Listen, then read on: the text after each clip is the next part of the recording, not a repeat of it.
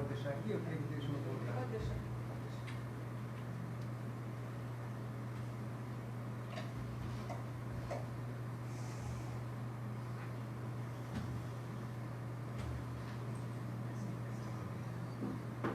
Professora Rita é maranhense, alagoana. Desculpa. Boa tarde a todos.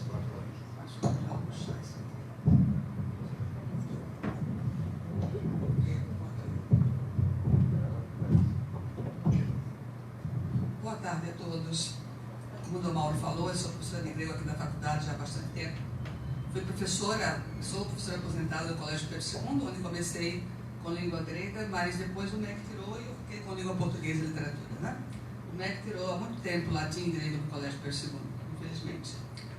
Mas estamos aqui para falar sobre Santa Maria Egipsíaca, uma figura que está entre a lenda e o agiológio da Igreja Ortodoxa Grega e outras igrejas também ortodoxas do Oriente. Mas eu vou partir do princípio, digamos assim, da visão da Igreja Ortodoxa Grega, onde eu estudei há algum tempo. Não estudei na igreja, eu estudei em Roma, na Grécia, onde fiz em Tessalônica alguns cursos em 2001. Inclusive me interessei muito por biografias, um curso que eu fazia lá sobre biografias, tanto de santos como de personalidades históricas do mundo pagão e do mundo cristão.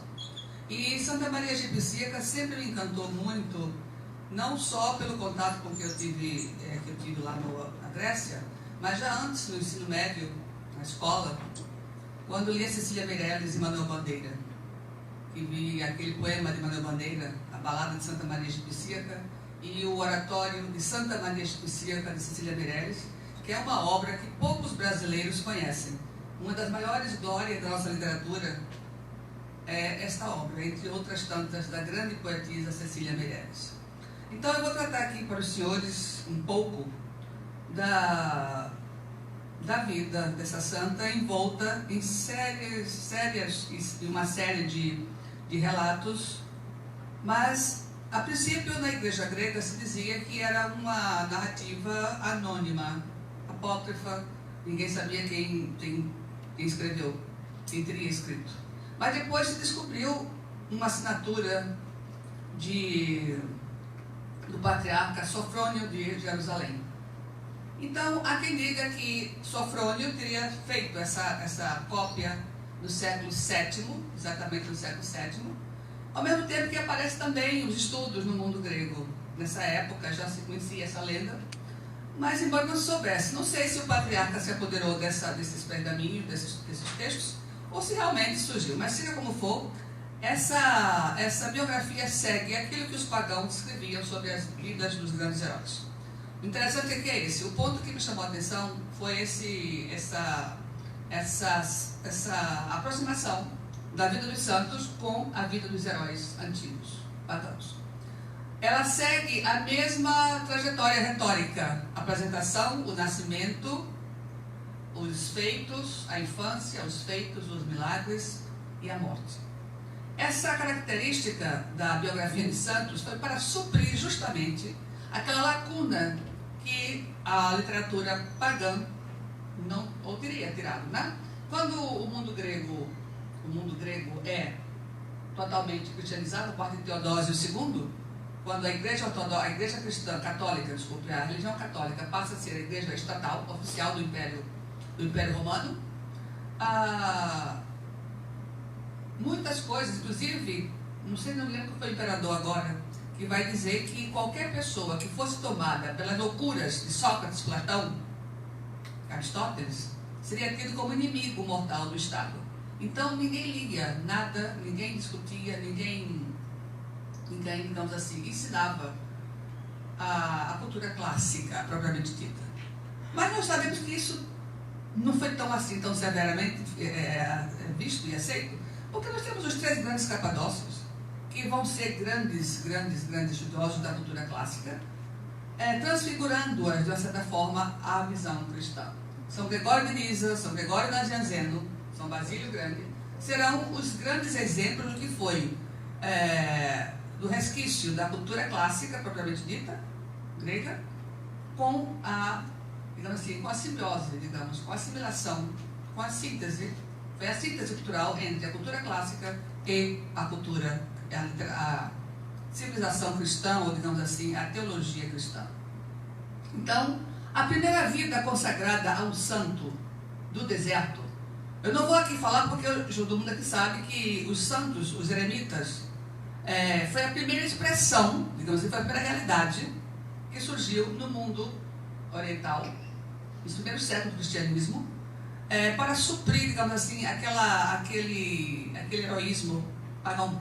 O santo era um herói da igreja agora era o herói, que veio suprir aquele heroísmo que faltava, que existia no mundo pagão.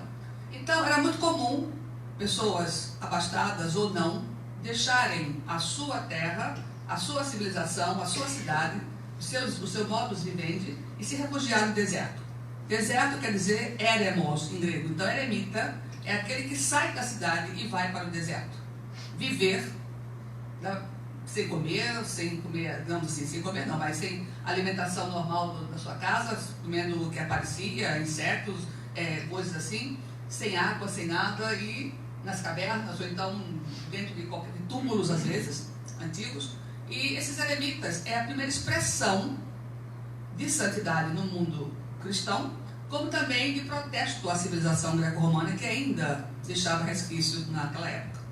Agora, mulher era muito difícil. Então, o problema de Maria egipcíaca se baseia em dois grandes pilares. Ela é a primeira mulher eremita da história da igreja, né?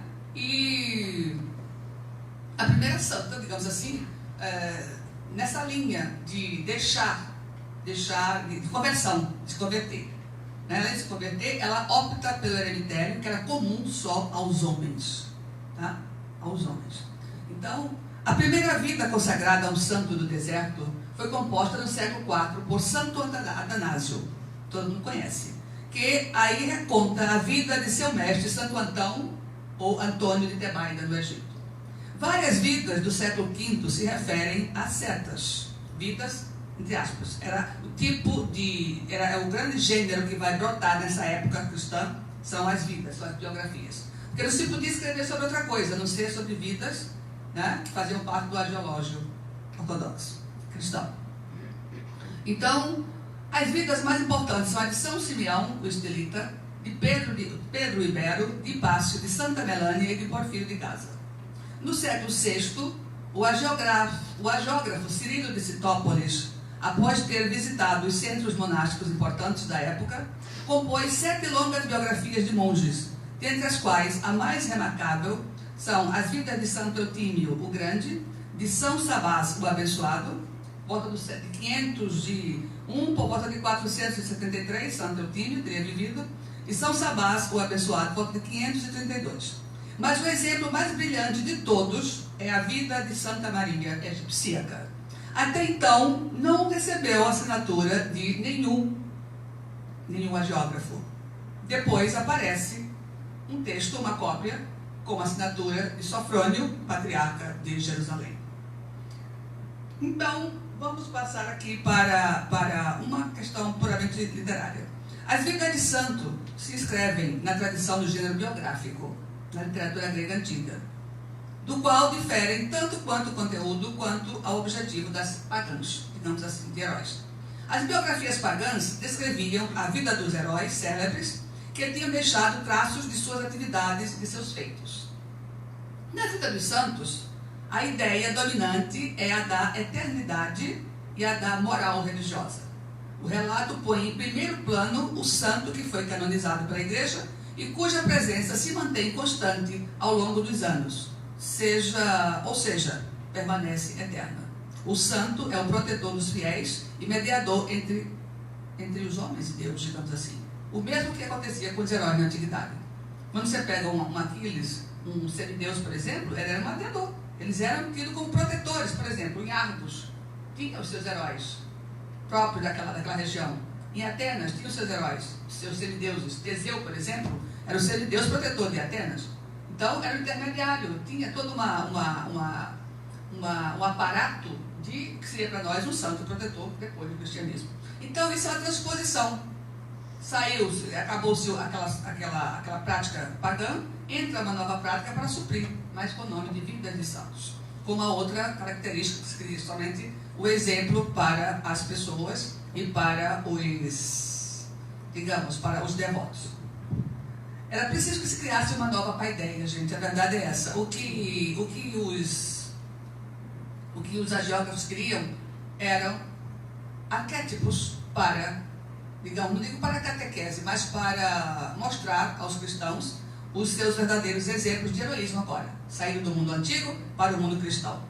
Então nós temos aqui a história lausíaca, que eu falei de Paládio, ou Paladas de Helenópolis, que nasceu por aqui, inclusive ele nasceu na Galácia.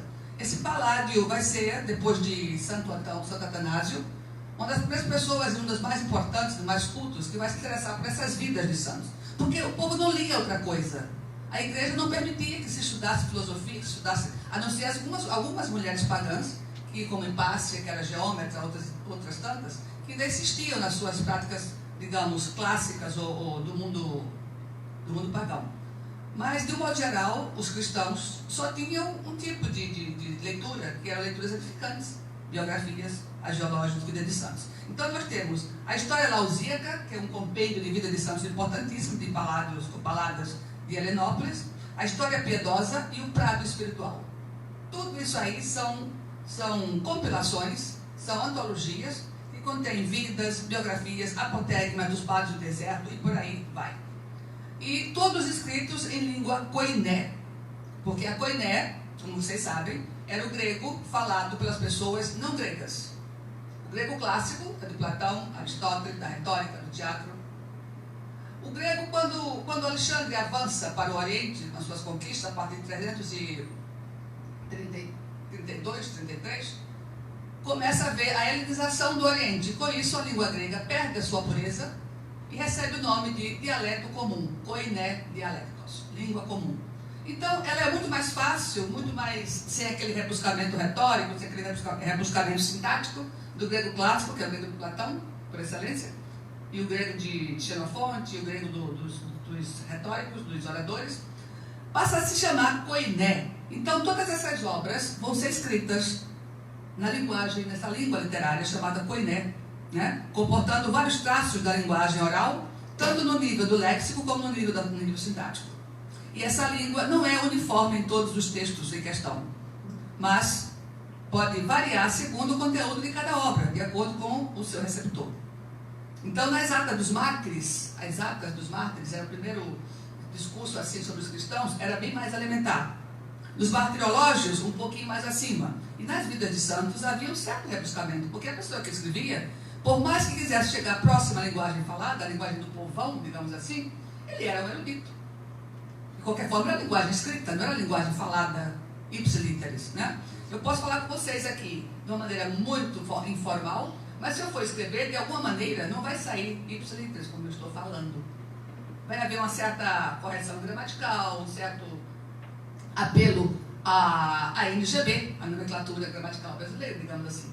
No grego foi a mesma coisa. A koiné, os textos que nós temos aqui, mesmo a Didaquê, que é o primeiro texto cristão, que é tido como mais elementar, assim, dentro do nível da koiné, ainda assim um texto que foi passado pelo crivo do cálabus de alguém.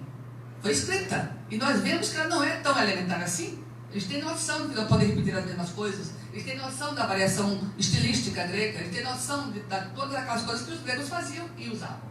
Então fica difícil saber, nós não temos nenhuma prova do que seria a fala grega comum, né? Então, vamos agora começar a falar da vida de Maria Egipcida. Eu optei o seguinte, como nós temos pouco tempo e a coisa é muito longa, eu vou ler para vocês na forma que eu traduzi, digamos assim, do texto grego, que é belíssima como essa pessoa que se diz, esse autor, que pode ser ele ou não, Sofrônio, não sei se vocês conhecem aqui, alguém já estudou história da igreja, alguém conhece Sofrônio, essa personalidade? Sofrônio, patriarca de Jerusalém, teria vivido por volta de 550 a 638. Então, o que é interessante, que me chama a atenção, a mim só não, todo mundo que estuda, é a beleza retórica, a dinâmica, a plástica dessa narrativa, que é mais dramática do que, mais teatral do que mesmo narrativa.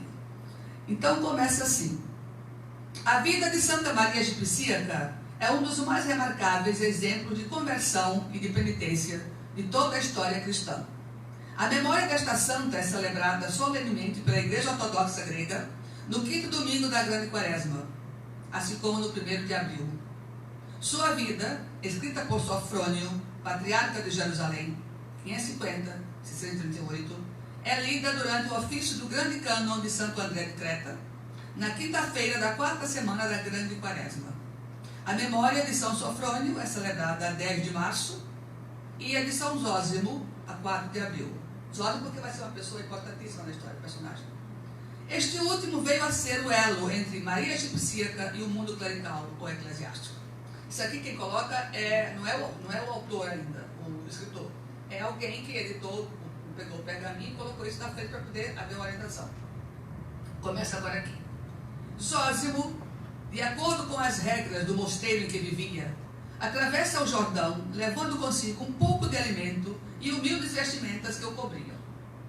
Porque esse Zósimo, tem 2 Zósimos na história. Esse aqui é um que não é o que todo mundo conhece. Esse seria um padre, um monge, que vivia no mosteiro, né, no deserto, e que tinha como hábito, durante a quaresma, nos dias da Semana Santa, sair procurando os eremitas pelo deserto para dar comunhão. Então, esse que é o contexto. Zósimo, um monge sacerdote, sai em busca de eremitas. Não só, nesse momento aqui, ele vai ainda para ver se conseguia aprender algumas coisas. Ele quer lições, quer aprender espiritualidades ainda. Da outra vez ele vai levar a comunhão. Então, de acordo com as regras do mosteiro em que vivia, atravessa o Jordão, levando consigo um pouco de alimento e humildes vestimentas que o cobriam. E orando e comendo parcamente, ele atravessa o deserto. Dormia onde o crepúsculo surpreendia. De manhã, ganhava as estreitas rotas do deserto, desejando ardentemente ir o mais além possível. Queria penetrar no coração do jardim de Deus, o deserto, o jardim de Alá, como diz os árabes, né? Na esperança de lá encontrar um padre que ali habitasse e que fosse suscetível de saciar a sua fome espiritual. A princípio, o Zósimo vai em busca de aprendizagem espiritual. Porque esses padres, esses eremitas, eram tidos como homens santos, né? Andrés Teioi. Então, há mais de 20 dias que andava, quando se voltando para o Oriente, rezou sua prece habitual. Descansou, entoando alguns salmos, e em seguida se ajoelhou para rezar. E quando cantava, com os olhos fixos no céu, viu à sua direita uma sombra do corpo humano. Primeiramente pensou ser vítima de uma visão demoníaca e se sobressaltou. Mas, terminada a oração, ele tornou a olhar e viu, de fato, um ser avançar em direção ao sul. Este ser estava nu, de corpo negro, como se estivesse sido queimado pelo sol. Seus cabelos eram brancos como linho e curtos. Não iam além do pescoço. Tendo-o visto, Zósimo, numa imensa alegria, se punha a correr na direção da visão, que também se punha a correr e se distanciava. A alegria do monge era imensa, pois, enfim, avistara uma figura humana no seio do deserto. Ele queria saber quem era aquele ser que lhe apareceu e de onde vinha, na esperança de que lhe revelasse alguns grandes mistérios. Mas quando o espectro percebeu Zósimo de longe, pôs-se a fugir, rapidamente deserto adentro. E o monge, esquecendo a sua velhice, esforçava-se por se aproximar do fugitivo. Mas quando Zósimo se aproximou o suficiente para ser ouvido, se pôs a gritar chorando: por que foges diante de um velho pecador?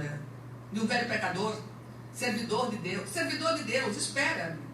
Quem quer que tu sejas, eu te conjuro em nome de Deus, pelo amor do qual tu vives no deserto. Espera o homem fraco e indigno que eu sou. Eu te conjuro pela recompensa que tu disso esperas. Para, rogo por mim e dá-me a tua bênção, em nome do Senhor, que não despreza ninguém.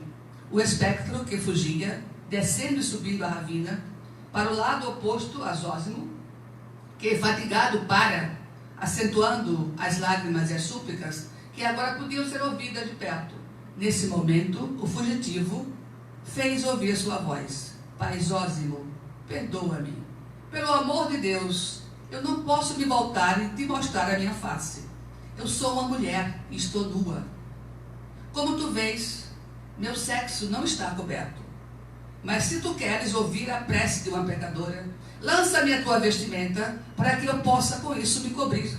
Cobrir a minha fraqueza feminina, e me voltar diante de ti para receber a tua bênção.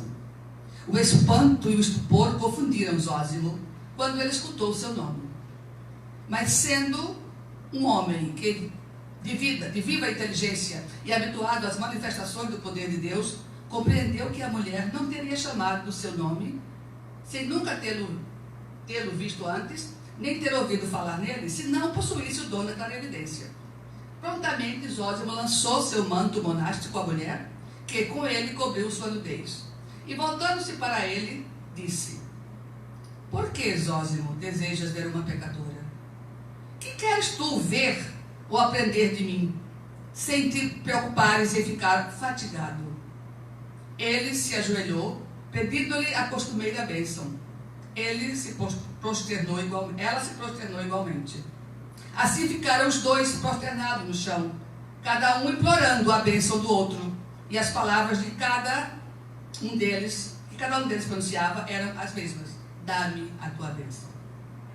Os dois se ajoelham, porque Zósimo queria exatamente achar uma pessoa sábia, um eremita. Os eremitas eram pessoas de alta consideração, naquele momento, para as pessoas que queriam aprender. Eram mestres de sabedoria, né? De teologia, de espiritualidade. Então, quando ele viu essa mulher, essa eremita, ele prontamente se ajoelhou e pediu a sua bênção.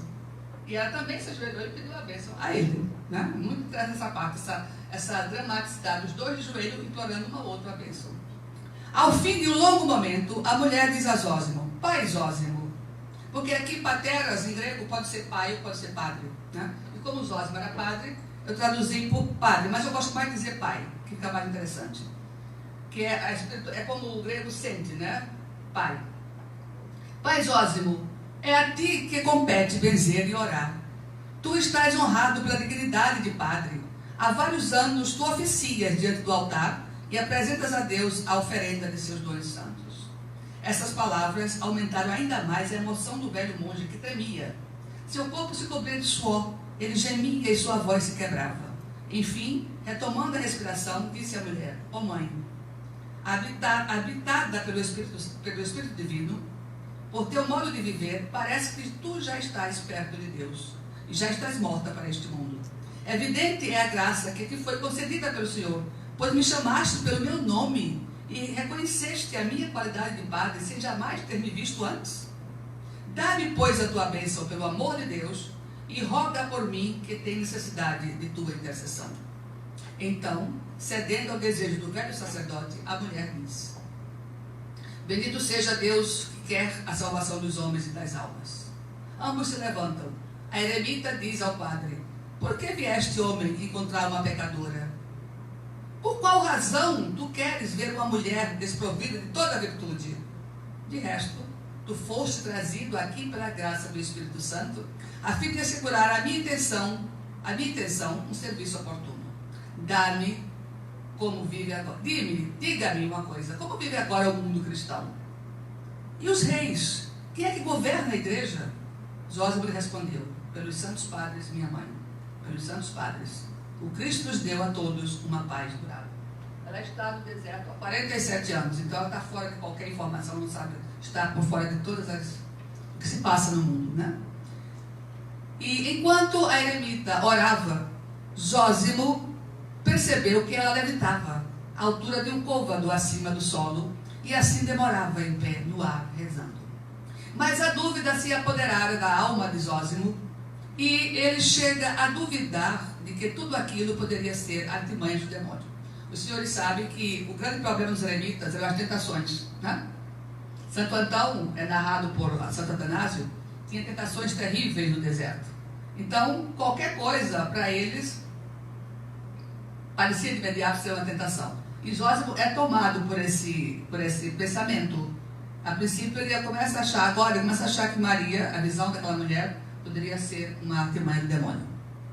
Aí ela vai dizer: Por que duvidas de mim, meu pai? Ela percebe, ela tem toda a clarividência.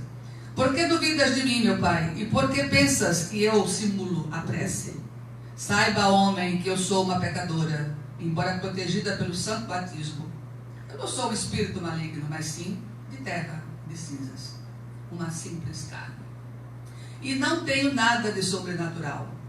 Depois dessas palavras, ela faz o sinal da cruz, dizendo: meu pai, que Deus nos guarde do maligno e de suas obras, pois duro é o combate que ele trava contra nós. Esse era o princípio básico dos eremitas, né? Travar o combate entre o demônio e a salvação. Tendo ouvido e visto isso, o velho padre cai por terra chorando e abraça as pernas da mulher, dizendo, isso é o costume grego, tá? Abraçar as pernas. Todas as pessoas, quando estavam com problemas, ou fugitivos, ou perseguidos, que encontravam uma autoridade de respeito, uma pessoa a quem eles pediam clemência, poderiam pedir clemência, o primeiro passo de quem vai pedir clemência a alguém é se ajoelhar e abraçar as pernas dessa pessoa. Então, ninguém pode fazer nada enquanto um suplicante, no mundo grego, enquanto o suplicante estivesse de joelhos, abraçado as pernas até a altura do joelho de uma autoridade qualquer. Isso é o que Crisóstomo faz, dentro de certo sentido, é uma imitação daqueles que passaram no mundo antigo. Então ele vai dizer: eu te conjuro em nome do Cristo, abraçado nas pernas de Maria de Buceta, eu te conjuro em nome do Cristo nosso Deus, nascido da Virgem Maria, e por amor do qual tu te resignaste a esta nudez, tu mortificaste tanto a carne, não escondas de teu escravo quem tu és, de onde vens, quando e como chegastes a este deserto. Revela-me tudo, a fim de que seja conhecida a ação maravilhosa de Deus. Esse é o interesse puramente grego. Isso aqui, dentro da Igreja Católica, do cristianismo, não dá para perceber. Mas o grego tinha um interesse total, o historiador grego, aquele que está seguindo os passos de Políbio, os passos de Heródoto, os passos de Tucídides, que é justamente aquela perseguição à verdade, a busca da verdade, né? A coé, a escuta, depois a escrita dos fatos, né? O logos. Então, o Zósimo diz, são os primeiros passos que Tucídides usa, que Heródoto usa para fazer história, quando encontrava uma pessoa, uma personalidade. Diga-me tudo, eu te conjuro. Não está indo... Aliás, desculpa, eu pulei aqui uma coisa. Revela-me tudo, a fim de que seja conhecida a ação maravilhosa de Deus. A única diferença aqui é essa, porque ele quer que o objetivo cristão é tornar conhecida a ação de Deus. No mundo pagão, era publicar, ao porvir, as gerações futuras, os feitos heróicos dos seus heróis. Então,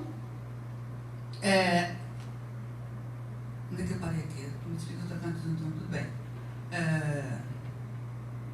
Eu te conjuro em nome de Cristo, nosso Deus, nascido da Virgem Maria, desculpa, eu vou repetir, e por amor ao qual tu te resignaste a esta nudez, tu mortificaste tua carne, não escondas de teu escravo quem tu és, de onde vens, quando e como chegastes a este deserto. Revela-me tudo, a fim de que seja conhecida a ação maravilhosa de Deus.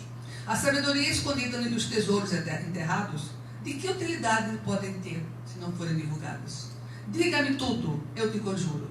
Não está em nosso poder nos opormos aos desígnios de Deus. Se não viesse da vontade de Cristo, nosso Deus, de te revelar a ti e a tua sese ao mundo, ele não teria permitido a ninguém de ver-te e não me teria dado forças de consumar um tal trajeto a mim, que nunca desejei, nem jamais ousei deixar a minha cela. É a questão própria da história, a causa e o efeito, a origem primeira, os desígnios, né? Nada acontece por acaso. Quais foram as causas das guerras medo-persas? A inveja, não sei o que, bababá, aquela coisa, a disputa. Então, aqui é a causa. Só que vai dizer, por que foi que eu saí da minha cela? Eu nunca tive vontade, nunca fui mandado sair para pesquisar ninguém no deserto. Mas me deu essa vontade, cheguei até aqui, ultrapassando os meus limites, as minhas próprias forças. Por que eu cheguei até aqui? Então, tem uma causa. Era justamente para ouvi-la e contá-la e contar o que ouvisse dela. Isso é uma questão puramente da historiografia grega. Depois que Zósimo falou por longo tempo, a mulher lhe disse: eu fico envergonhada, meu pai, de te revelar a infâmia dos meus atos. Perdoa-me pelo amor de Deus, mas já que viste a minha nudez, a nudez do meu corpo, eu te revelarei igualmente meus atos, para que saibas de que indignidade ela está repleta. A minha alma está repleta. Eu sei bem, quando começar o meu relato, tu fugirás, como se foge de uma serpente, pois teus ouvidos não poderão suportar o horror da minha conduta. Mas eu te direi tudo, sem nada ocultar, suplicando-te para rogar por mim, a fim de que Deus me seja misericordioso quando do julgamento derradeiro. O velho chorando, a mulher começa seu relato. Meu país natal, o Egito. Meu país natal, irmão, é o Egito. Da casa paterna, quando tinha 12 anos, reneguei o amor e vim para Alexandria. E me envergonho de rememorar como perdi a minha castidade e me entreguei com frenesi insaciável à luxúria. De agora em diante, os meus alunos vão ler o que Cecília Meirelles, a nossa grande poetisa, narra a partir daí, exatamente o que vem depois. Então, deixo agora o discurso do patriarca de Jerusalém, Sofrônio, e avanço na linha do tempo 1,5 milênio para ouvirmos o relato de Cecília Meirelles, a nossa poetisa maior, em sua obra extraordinária, Oratório de Santa Maria de Psíquica. Tá? Eu convido os alunos e agradecidamente os apresento, o irmão Bertini, Dom Policarpo e Maria Tereza, meus alunos, um já foi meu aluno. Eles vão exatamente fazer a leitura do relato de Maria de Psíquica a Zósimo, pelo crivo, pelo olhar e pela pena e pela sensibilidade extraordinária da grande católica que foi a poetisa Cecília Meirelles. E amante de agiografias, né?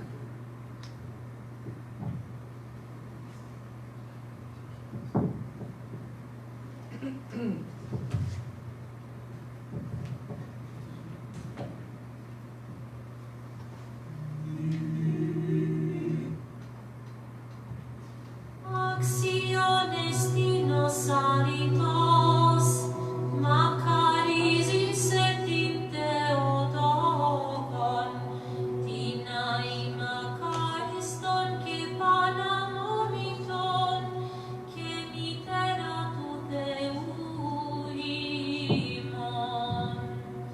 Tintimio teraton Cheruim,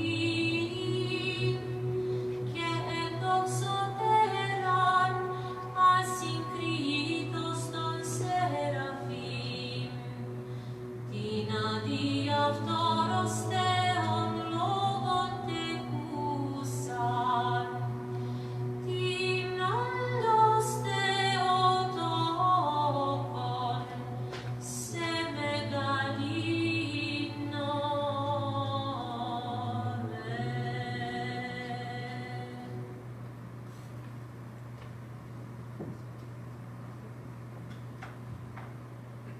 Zósimo passava pelo deserto quando viu um vulto que se aproximava. Velho, muito velho era o corpo, coberto apenas por uns cabelos muito compridos. Como desbotados vestidos, era o vulto, dizia baixinho. Zósimo, Zósimo, não te afastes do caminho. Eu sou uma pobre penitente, que por aqui aprende o Evangelho. Vem ouvir minha história antes que se apague da minha memória, como um dia que termina. Zósimo, Zósimo, eu sou uma antiga menina que deixou para trás sua família e sua casa. E foi que queimar-se tal o incenso na brasa do curvo porto azul de Alexandria.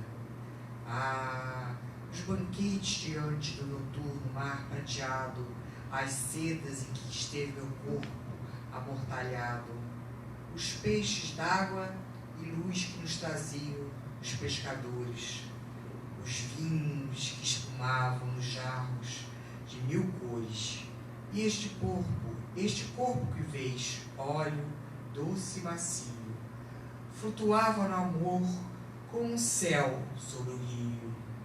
Ah, Zósimo, este é o corpo, o amor e nada mais. Diante de Deus, fiquei parada e envergonhada. Vim para aqui pensar nas minhas rebeldias, pesar com o coração a herança dos meus dias. Minha alma aqui se abriu, pobre romã partida. Somente lágrimas continha minha vida. Zósimo, pensa em mim que sofro longamente para poder andar diante de Deus sem medo. Pense em mim, Zósimo, porém sem pena, pois bem cedo deixarei esta areia. Entrarei calma na minha sepultura, tão velha, tão feia, sublimada por altas chamas, tão feliz, tão pura. E Zósimo partiu sem perguntar nada, porque sua alma ficara muito comovida e assombrada. Pela segunda vez, Zósimo passava, e outra vez o vulto encontrava. Coberto com a chuva cinzenta dos seus cabelos, e agora caminhando pelos do Jordão líquidos caminhos. E lembrou-se de perguntar: como te chamas? E o vulto lhe respondia: Eu fui aquela egípcia donzela que fugiu de casa para Alexandria. Era tão perversa e tão bela que a minha fama se conhecia nos impérios todos do mundo. Depois fui com meu corpo imundo visitar o lugar sagrado de Jesus crucificado. Ó, altos montes, negras oliveiras, pedras repletas de ecos, ó puras sombras verdadeiras.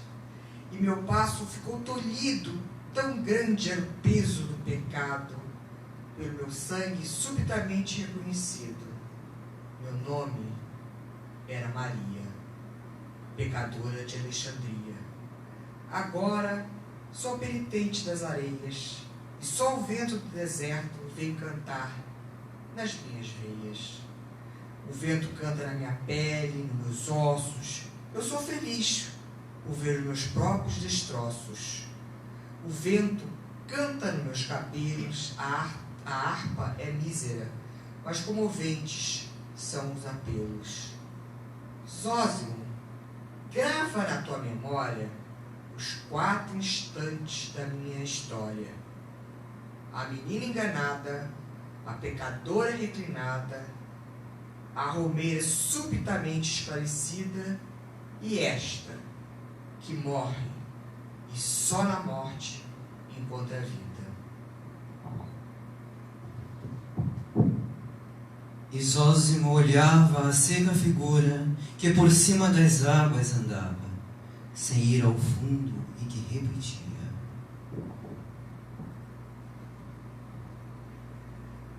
Morei no mundo, fui Maria de Alexandria.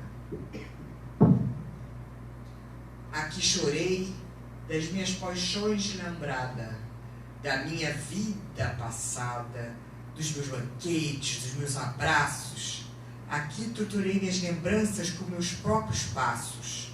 Aqui roguei para que morresse a minha saudade, da voz que amei, dos sonhos antigos, daquela espécie de felicidade que me cercava de perigos. Aqui solucei pelos meus pecados inocentes. Ajoelhado no chão, cortava minhas cadeias com os dentes. Olha os meus braços nus, lenhosos e torcidos, que foram tão roliços de tantas joias cingidas. E essas pernas que eram lisas, finas como pluma, e são negras, moles e sem força nenhuma. E esses peitos vazios, frouxos, indiferentes, que eram romãs, coroadas, redondas e resplandecentes. E como será meu rosto, que vejo só com os dedos neste deserto? Meu rosto, que parecia noturno lótus aberto, e a minha boca cheia de consentimentos. Olha tudo isso nas areias e nos ventos. Zósimo, Zósimo, como eu chorei para deixar de ser bela, para me despir de pecados, para matar meus sonhos desesperados, meus demônios que estão construindo pântanos e florestas, para ir suas eternamente satânicas festas.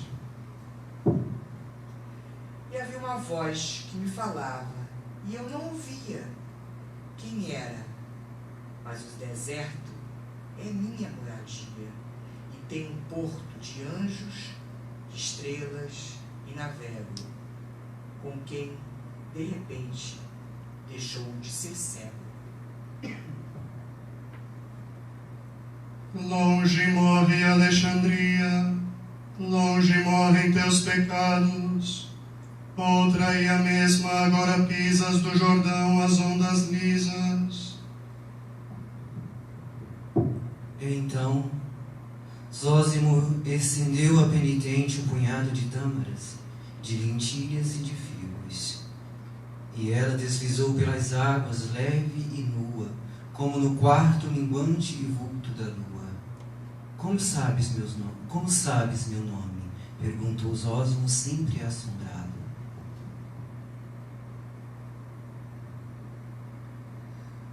O vento que me ensina o Evangelho fez-me clarividente. Sei o nome de amigos e inimigos, e o de cada pecado. Vejo o futuro como vejo o passado. Minha alma vai sendo mais nova no corpo mais velho. Como é possível que eu tenha sido a de antigamente? Choro por mim como por outra pessoa, e meu corpo, que foi de chumbo, agora voa. E seu vulto, na verdade, voava e desaparecia. E Zósimo chorava também por Maria de Alexandria. A terceira vez que Zósimo veio pelo deserto, procurou-a, mas não a encontrou nem longe nem perto. Chamou-a, Maria do Egito, Maria de Alexandria, mas dos confins da areia o eco repercutia. Santa Maria.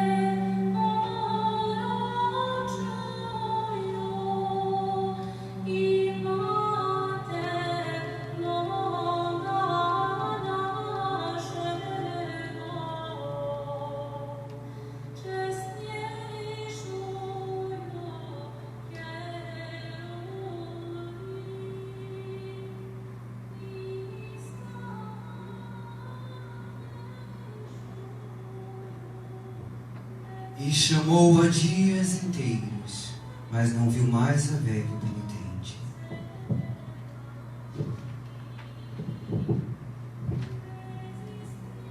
E em vão para o quarto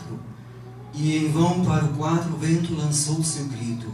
Maria do Egito, fugitiva Maria rebelde e brava, Maria dos banqueiros, dos marinheiros e romeiros, Maria de Alexandria, Maria, vítima da pérfida serpente, Maria em parte alguma se encontrava, nem Maria acordada à luz do caminho santo, batizada não no Jordão, mas no seu pranto.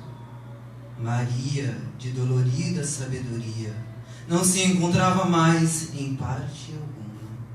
Passara como vento a nuvem e na água a espuma.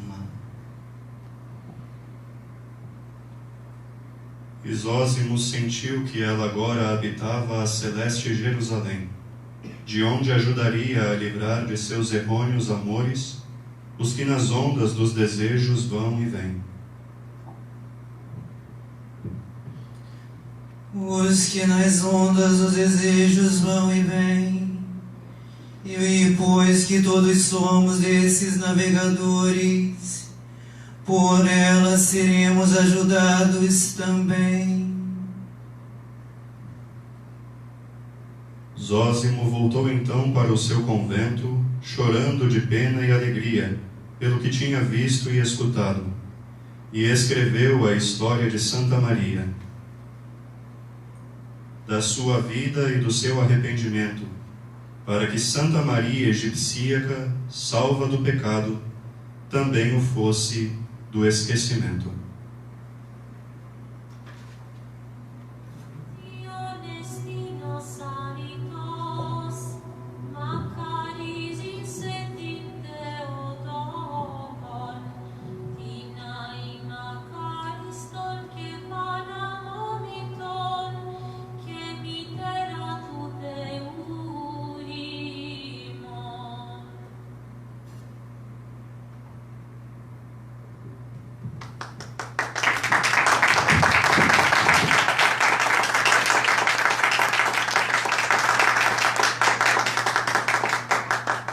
Obrigadíssimo a Dom Policarpo, ao irmão Bertinho e a Teresa. Pessoal, isso foi feito agora, ainda há pouco depois da aula, porque eu entreguei o texto na sexta-feira, mas não foi possível haver um contato entre eles, e agora estava lá fora ensaiando os meninos, os dois monges, e a Teresa, que fez teatro, né? A antiga Fifierge, me ajudou com essa colaboração extraordinária, os meninos também. Muitíssimo obrigado, vocês foram divinos, essa é a palavra. Teios, teios. Bravo. Obrigada. Efcaristopoli, poli. Santa Maria Egipcíaca também deverá agradecer a vocês, com certeza. Não fizemos a senhora passar vergonha, não, né? De modo algum. Senhores, então, a lenda, ou a legenda, prefiro chamar legenda quando se trata de relatos religiosos, embora seja a mesma palavra, a raiz de lenda, mas a legenda dá um toque de mais, de mais transcendência do que a própria lenda. A lenda ficou mais assim para o folclore. A legenda, ela tem laivos de seriedade, de santidade, às vezes até de historicidade mesmo. Então, Santa Maria Egipcíaca, para o mundo grego, é uma santa realmente. Tem a sua solenidade, os seus dias. E tem uma grande festa na ilha de Creta, inclusive, para Santa Maria Egipcíaca, no dia 1º de abril, que é uma coisa belíssima. E na Idade Média, ela passou a ser um arquétipo. Esses relatos foram muito divulgados, aliás, o seu relato foi muito divulgado, como sendo um arquétipo de arrependimento, de uma pecadora arrependida. Muito mais do que a história de Santa Maria Madalena, Maria Egipcíaca foi um arquétipo muito cultuado na Idade Média. Não me lembro agora qual foi o Papa que, eu sabia que esqueci, que outorgou essa leitura como sendo um exemplo de edificação e de santidade. Então, vocês estão vendo aqui agora um ícone de Maria Egipcíaca, totalmente ela está com o manto de Zósimo, né, que ele passou para ela, naquele momento que ela estava diante dele, e ela estava nua. Eu não posso falar contigo e me virar que eu estou nua. Então ele manda o manto e ela veste. Ela estava, segundo a tradição, os cabelos eram mais ou menos curtos, mas há momentos em que ela está coberta com os cabelos passam a ser a sua vestimenta. Os cabelos crescem e ela viveu 47 anos no deserto.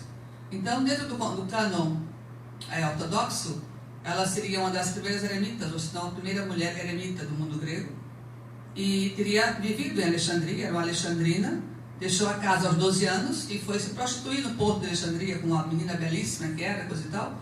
E naquela época Alexandria era o centro do mundo grego, né, do mundo helenístico, no século VI. No século VI não, ela foi do século V, por aí. VI é quando teria sido escrita a vida dela. E seja verdade ou não, ela foi um arquétipo. E isso deveria acontecer normalmente com as meninas novas em Alexandria, isso é normal. E em determinado momento, é um fato bastante, não é normal, mas verossímil para a história, para a época, né?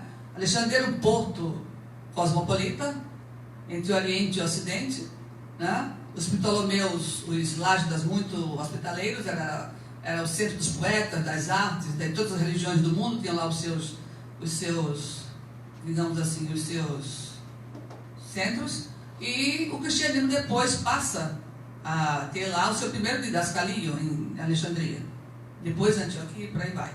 Então, Maria de Alexandria pode ter sido qualquer mulher, qualquer pessoa, ou mais de uma talvez, mas essa ficou, a literatura e a poesia deixaram-na como arquétipo para a igreja e para a história da biografia grega, das vidas de santos e outras coisas mais.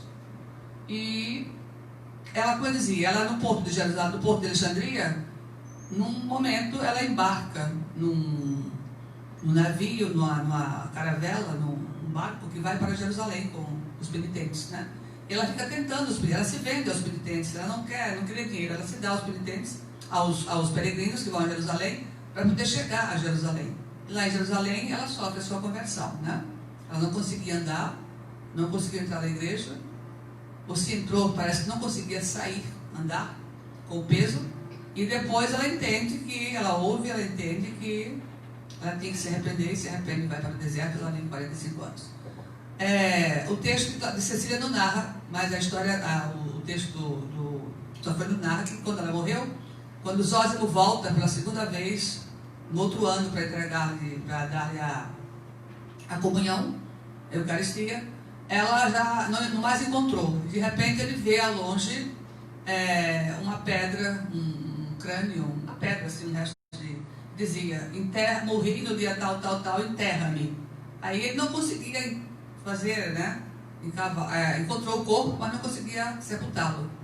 E um leão aparece de repente, esse leão cava com as unhas um buraco, faz uma cova, e Zósimo a enterra. Aí a questão da lenda não tem como se provar de outra forma. São essas lendas edificantes. Por isso nós chamamos de legenda, porque há um fato histórico verossímil, mas nada provado por A mais B. Né? São coisas puramente verossímeis daquela época e da praxis dos eremitas do deserto. Mas que a beleza, como dizia, e a literatura consagraram para sempre o texto, a legenda de Santa Maria Egipsíaca, como um dos relatos mais belos, mais emocionantes de conversão e de eremita. E principalmente trata-se de uma mulher, né? O bonito na história mesmo grega, são os diálogos entre ela e Zósimo. Zósimo chamando-a de mãe e ela de pai, mãe e pai, de igual para igual. Né? Ele diz, dá-me a tua bênção, porque tu és mais santa do que eu. Ela diz, não, mas quem é santo és tu, porque recebestes a investidura de sacerdote. Diz, não, mas tu és mais santa do que eu. É engraçado aquela dialética, né, puramente grega, mas sob o âmbito da santidade cristã. Então, a todos, muito obrigada. Se alguém quiser fazer alguma pergunta, estou à disposição, se eu puder responder naturalmente. A questão do texto.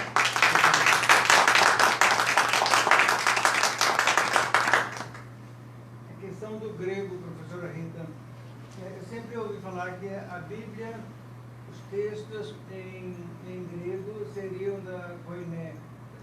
E é verdade, porque na sua fala no início fiquei em dúvida, apareceu. A Koiné começa já no. Desculpa. Não, deu a entender que você disse que não tinha nenhum escrito da Koiné, que não tinha nada escrito em Koiné. Então, por isso me deu essa impressão de que nada escrito em Koiné. A Koiné começa com Alexandre. Aliás, dizem que já Aristóteles já escreve em Koiné. Koiné é o grego que não era o grego de Atenas, o grego clássico. A Koiné começa com as conquistas de Alexandre, já no século IV antes de Cristo. Antes de Cristo, sim. E vem até o grego médio. Até o grego bizantino. Mas a médio. minha dúvida foi quando você disse que não há texto escrito em Koiné, que em Koiné é só a língua falada. Não, eu falei, desculpe, mas acho que eu disse o contrário, não. Eu falei que não havia documentação nenhuma de grego falado, porque não tinha como fazer. Bem, eu entendi. Né? A Koiné falada, a Koiné escrita, não chega nunca a ser, digamos assim, um exemplo fiel do que seria a Koiné falada. Porque nós não tínhamos nada. Porque mesmo quando se escrevia koiné, como é o caso dessas vidas de santo, que era numa linguagem bem próxima do falado, para o povo entender, que eram artigos, eram dirigidos ao povão. Então, não podia ter rebuscamentos retóricos, nem gramaticais, nem estilísticos, era para o povo ler. Então, diz Sofrônio que ele tenta imitar ao máximo a linguagem falada do povo. Mas, mesmo assim, há coisas que ali não são da linguagem falada. Nós não temos assim nenhuma prova cabal do que seria o grego falado, as coisas que eu coloquei aqui. Porque mesmo quando se escrevia para o povão, tentando imitar a linguagem, traduzir em linguagem simples, ainda assim essa linguagem simples estava sob o crivo de alguém que tinha um pouco mais de cultura, que o domínio, no mínimo, gramatical, se não retórico às vezes. Né? No caso do Sofrônio, o patriarca tinha feito estudos, embora não talvez dentro do grego clássico, estudado Platão, Aristóteles, estilística, retórica, mas tinha um domínio sim de alguma coisa, talvez até da própria retórica, porque nós temos os grandes oradores, como São João Crisóstomo, né? Foi o Demóstenes da igreja, o boca de ouro, né? São João Crisóstomo, Crisóstomo quer dizer ouro, estômatos é boca, estômatos. Então São João Crisóstomo foi um dos grandes dominadores da alta koiné, da koiné oratória sacra. São João Crisóstomo, como também São João de Damasco, São João Damasceno, né? Ioannis ou Damasquênios. O Damasquênios era sírio, filho de Sírio, com mãe grega. E ele tinha um domínio extraordinário de uma koiné que certamente não era koiné falada pelo povão. Não era. As sacras paralelas de São João Crisóstomo são coisa de alto nível. São João Damasceno, com a sua homilia sobre o compreensível, Demóstenes. Até mesmo São Basílio, São Gregório Nazianzeno, São Gregório de Nissa, quando escreve a vida de Macrina, que também é uma vida, mas se a gente comparar, inclusive o trabalho que eu fiz lá foi esse, comparando a vida de Santa Macrina com a vida de Santa Maria de Priscila. Santa Macrina foi escrita por São Gregório de Nissa, seu irmão, é uma coisa fantástica, é o segundo Fédon, é um Fédon cristão. Ele transforma a Macrina num Sócrates, nos últimos momentos da vida dele. Ela estava morrendo e tem um diálogo com o irmão como se ela fosse um Sócrates, falando sobre a eternidade. É uma coisa incrível, não é jamais a língua do povo aquilo ali. Altamente literária, altamente retórica. Quer dizer, falar de koiné, se discute koiné, o evangelho, mas é muito difícil. O evangelho é um exemplo muito bom para a gente tomar aqui. A partir de João a Lucas, por exemplo, a gente vai crescendo. João é bem elementar, mas a intenção dele é de ser alimentar até certo ponto, porque ele quer trazer a todos uma mensagem teológica dificílima, provar que Deus é Logos, Cristo é Logos. Então, o Logos era Deus. Agora, ele se fragmenta todo, ele sente a fragilidade na estrutura gramatical, mas não na mensagem teológica. Já São Lucas era grego, era médico. Quer dizer, aí a coisa é outra. Ainda assim, dizem que tem falhas. Como falhas? Os estudiosos querem muita coisa, não levam em consideração a língua como um fenômeno que está ali sendo vivido pelas pessoas, que está em movimento. Né? Mas a verdade é essa, que a koiné teve vários estratos, quero aqui deixar claro. A koiné significa comum, que a palavra principal é o substantivo dialectos. Koiné, dialectos. Comum, dialeto, seria isso, dialeto comum. É que todo mundo falava, mas não quer dizer que era um só.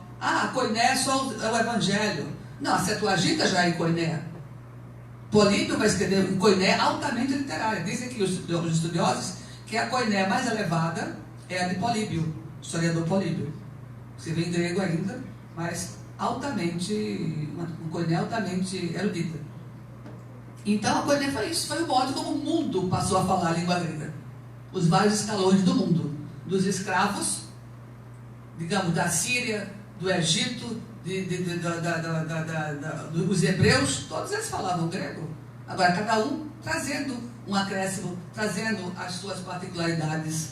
Nós chamamos de aramaísmos, hebraísmo, coisa e tal, babá, e por aí vai. Mas a koiné é o grego falado por pessoas não gregas e disperso pelo mundo afora. Aí haja escalões, cada um falava a sua maneira. Mas havia como base a gramática grega e principalmente a retórica grega. Muito obrigado. Obrigado, professora Rita. Eu que agradeço, Dom Mauro. Muito Apenas obrigado. alguns comentários. Teve uma feliz ideia de falar essa questão de comparar os santos com os heróis. Sim. E realmente a igreja apresenta os santos como heróis, como aqueles que souberam imitar a Cristo de uma maneira heróica. Então está apresentando a esses heróis que seguiram a Cristo perfeitamente. Então agora, para que os cristãos procurem seguir exemplo daqueles que seguiram perfeitamente a Cristo. É um exemplo de heroicidade. Tanto é que um dos primeiros passos no processo de canonização das virtudes heróicas. Virtudes heróicas. Aquele cristão que concedeu, que participou, que teve algo de especial na espiritualidade cristã. Santa Maria Egipcíaca, infelizmente, é muito utilizada também como elemento de zombaria, de chacota. Agora estamos, a professora conhece alguma coisa nesse sentido? No mundo grego, não. No mundo grego, no mundo grego, no Brasil. No Brasil? Não, mas eu não faço ideia. Nem uma coincidência. Não, graças a Deus eu não conheci. Mantém uma marcha. Eu acho que é importante conhecer, lamentavelmente, alguém escreva determinados textos e quem tem dinheiro publica. Então publica qualquer coisa e às vezes a santa ingenuidade faz com que um santo acredite numa bobagem. Então existem bobagens publicadas no Brasil, deixo bem claro, por um determinado tipo de pessoas que publicam bobagens acerca de Maria Egipcíaca. Isso é uma outra coisa. Mas eu falo que, embora eu falo isso para vocês, lamentando, não aguçando a curiosidade, mesmo não aguçando a curiosidade, eu acho que faz bem ler para debater, às vezes, aquilo, por que escreveu uma bobagem dessa. Mas apenas para falar dessa questão. Depois a música me lembrou muito uma outra grande mulher, já séculos depois, 500 anos ou mais depois, mais de 500 anos, quase 1000 anos depois, Santa Hildegarda, uma beneditina de Bingen, assim, não tem a formação acadêmica, supostamente não tem a formação acadêmica, como nos dias de hoje, mas considerada uma médica, considerada a mãe, o berço da enfermagem, é uma pessoa assim, muito especial e vive a espiritualidade também heróica, mas de uma outra maneira. A questão das agiografias, hagios santo e grafia escrita, as hagiografias, então, como a professora Rita disse agora há pouco, muitas das vezes a regra de São Bento foi posta em dúvida no século XX. Por próprios monges acham que a regra de São Bento não foi escrita por São Bento. Eles têm uma querela imensa a esse respeito. Depois chegaram a duvidar da existência de São Bento. Isso foi um momento ali no final, no início da segunda metade do século XX. Mas isso é uma questão que no momento está um pouco deixada de lado, não é uma questão importante. Mas agora, independente se a regra de São Bento foi escrita ou não por São Bento, ela é um documento de origem sagrada e que tem uma função. A vida de São Bento, se São Bento existiu ou não, ela tem uma função. Então, ela tem uma função didática, uma didática espiritual. Depois, a vida de Santo Antão do Deserto foi escrita por Santo Atanásio. O comentário que Colombás Garcia, que foi um monge, falecido há poucos anos, foi um monge de Montserrat, na Catalunha, Espanha, ele fala que a vida de Santo Antão foi completamente idealizada por Santo Atanásio, proposta como modelo de fiel e como modelo de clero que ele desejava. Então, ele não tinha informação nenhuma de Santo Atanásio para escrever o que ele escreveu. Não estou contradizendo, professor, com todo respeito. Então, essa é a proposta que está lá publicada no livro de Dom Garcia Colombás, A Vida Beneditina. Então é isso, queria agradecer a presença de todos vocês e, particularmente, mais uma vez, uma salva de palmas para a professora. Muito obrigada. Que não importa o que o senhor falou, não importa se existiu, como o caso de Homero, né? Homero existiu ou não importa. O que importa é que há um texto belíssimo, que é uma lição de vida. Se foi mais de uma pessoa que escreveu, tanto melhor. Tanto melhor. Se foi um Homero ou foram Homéridas, a uma escola de rapsodos, isso não tem a menor importância. Não tem a menor importância. Alguém fez aquilo. Alguém fez aquilo. Na época dos aídos. Exatamente, há uma consciência belíssima. Eu queria acrescentar a Dom Mauro, o eremita. Por que ele vira um santo? Ele vira um santo porque ele deixa essa vida, vamos dizer assim, humana, da cidade, do pecado, de todas os feitos, aquilo que seja, e quebra como se fosse um paradigma grande e vive a vida do asceta.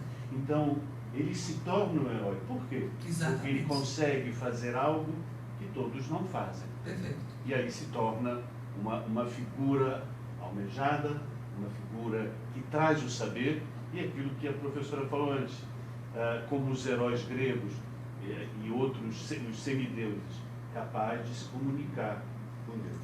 Intermédio, um intercessor. Mas agora vamos lá, tem um pouquinho de ingenuidade. Nem todos os eremitas são santos. Sim. Não, mas digamos, eles aí se tornaram arquétipos, né? Sim, alguns.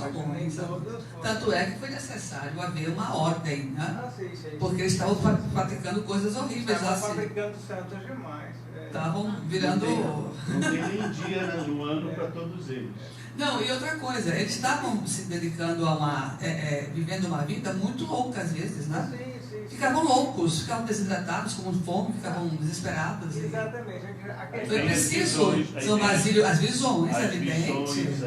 E o que é essas desidratados, fome. Essas visões é uma parte. Fome, alimentação, pão, que não tem falta de higiene total, não tomavam banho. E sal, o antibiótico. Exatamente. Ou temos um biólogo aqui que pode exatamente nesse sentido. Então, o sal é aquilo que era um antibiótico natural. Perfeito. E o resto, então, muitas das vezes, essas visões... Era uma consequência do estado de fraqueza, da debilidade, alucinações perfeitas, exatamente. Santo Antão do deserto tem um menino novo, um rapaz novo, que deixa tudo e vai para o deserto. O que ele via? Mulheres o tempo todo, os demônios em forma de mulheres. É evidente, se realmente foi assim, né? Mas a coerência com o que mostra. O que vale, gente, encerrando aqui, é que o texto ficou, alguém escreveu, né? Quem quer que tenha sido? Foi a consciência da época, é o espelho da época. O que importa é que ele é um documento de uma época, né? E no caso de Maria Gipsíaca, ela é uma mulher, a primeira mulher eremita, né? E aceita por um monge que a chama de mãe e reconhece nela uma sabedoria superior à dele, né? E se ajoelha junto com ela. Olha a coisa interessantíssima. Quando se estuda o feminino na antiguidade, esse relato é espetacular. Porque ambos se ajoelham, o sacerdote e o monge, o monge sacerdote e a eremita. E é um relacionamento de igual para igual. De igual para igual, de mulher que vem do cristianismo. Exatamente. Que a cultura helênica... Não apresentava isso. Aí você vai ver Santa Macrina. Santa Macrina, escrita pelo próprio irmão Gregório Nisa, ele faz uma coisa, mas a Macrina vivia num ambiente puramente palaciano. O seu mosteiro era um castelo, era uma continuação da sua vida de aristocrata com todas as suas damas em volta, né? Há toda uma diferença. É um heroísmo mais filosófico, mais místico, no sentido verdadeiro, teológico, digamos assim. Já Maria Gipsíaca não, como você falou, Mário. ela trava uma luta com ela própria, né? Ela deixa a sua vida de luxúria, de prostituição em Alexandria, e vai para o deserto viver, né? E fica até o fim de sua vida. Quer dizer, é a mulher vivendo o mesmo heroísmo que o homem viveu, que o eremita se deu, né?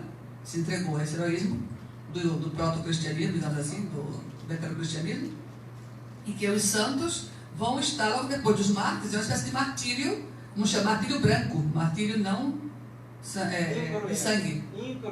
Incruento. É um martírio chamado incruento. Exatamente. Incruento.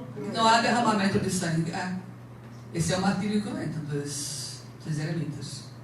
Eu sempre gostei muito disso. Lá no mundo grego, na igreja ortodoxa, eles têm eles dão muito valor a essas legendas, aos apotegmas dos monges, dos eremitas. Outra coisa interessantíssima também, né? Os apotegmas, que chamam apotegmas. E o prado espiritual. Aliás, Maria de Psica faz parte da história de São Sofrônio e também do prado espiritual. Ela também se encontra esse relato do prado espiritual. Parece que no prado é que ela está como anônima, como apócrifa, mas consta do prado. Agora tem a de São Sofrônio, que é o mesmo relato, mas no outro papiro. Bom, pessoal, muito obrigada mais uma vez.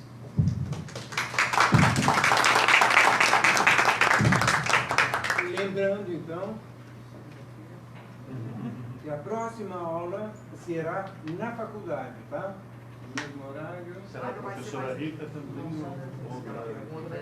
Não, será...